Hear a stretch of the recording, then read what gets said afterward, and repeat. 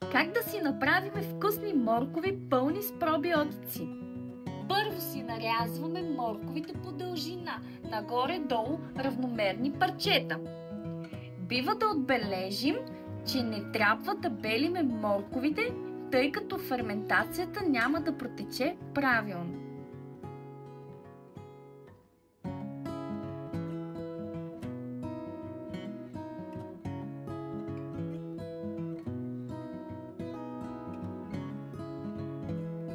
След като нарежеме морковите, ги нареждаме в буркан, като също добавяме и няколко стръкчета копър по желание.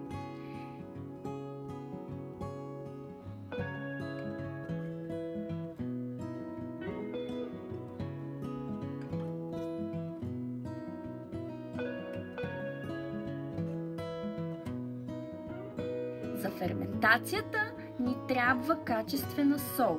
Измерваме солта, като за 1 литър вода използваме 20-30 грама сол.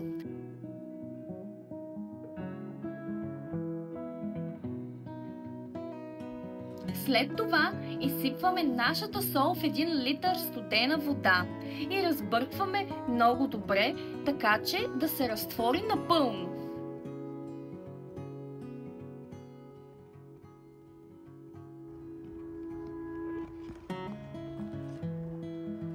За финал напълваме буркана с морковите с соления разтвор догоре, за да може всички моркови да са напълно покрити.